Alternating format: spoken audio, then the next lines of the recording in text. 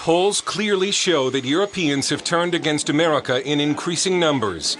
You can blame Iraq or George Bush, but it's also true that Europeans have been fed a steady diet of media distortions about America for years. And if you repeat a distortion long enough, it can become reality.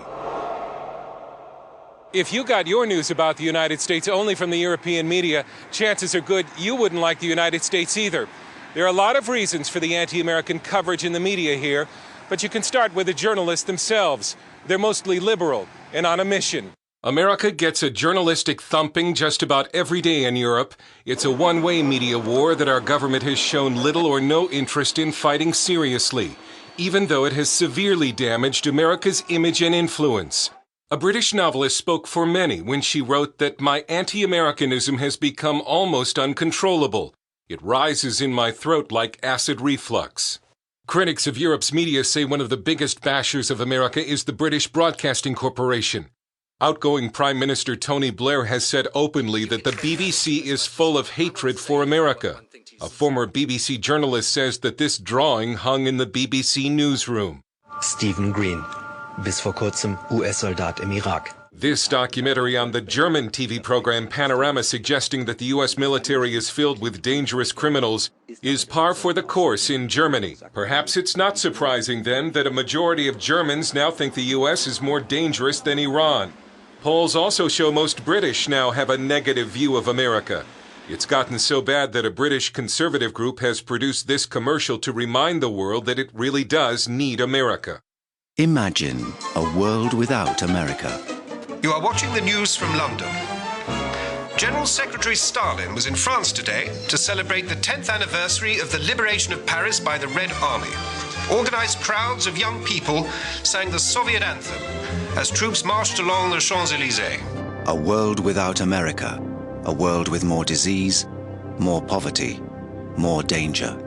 In Berlin, American Jeffrey Gedman, president of Radio Free Europe, has spent a lot of his time with Germans busting the anti-American stereotypes pushed by the German media. The intuitive stories are fat children, fast food, death penalty, no culture, Guantanamo.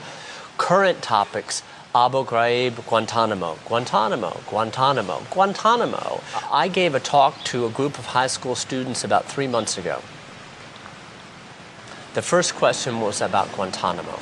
You know what the second question was? Guantanamo. You know what the third and fifth and ninth and 12th question was? Guantanamo. Do you know after an hour I could not get them off Guantanamo? Where do they get that? Is it from the air or the water? Or is it this constant beating of the drum? The Americans are abusing human rights. The Americans don't play by the rules. Well, I had Germans actually ask me, does everyone carry an M16 around with them in the United States? And they were absolutely serious. And that's when I started to wonder, what's going on here? Where are they getting these crazy ideas? Ray Drake, who is both an American and German citizen, became so upset by the lies and distortions about America in the German press that he helped start the website David's Median Critic to fight it. People in Germany have got ideas about the United States that are totally skewed, totally based on misinformation. A few years ago, if you went looking for the history of America on the German news magazine Stern's website, you would have seen this quote in German. No nation has ever dominated the globe like the USA, and its people could not care less about the rest of humanity. After Ray Drake posted this on his website, public outrage forced Stern to change it. It is very difficult to get positive information about the U.S. German citizen Karen Quad became so upset by anti-Americanism, she too began a website to fight it. It's difficult to have a conversation without having the anti-American topics on the table. The author of Uncouth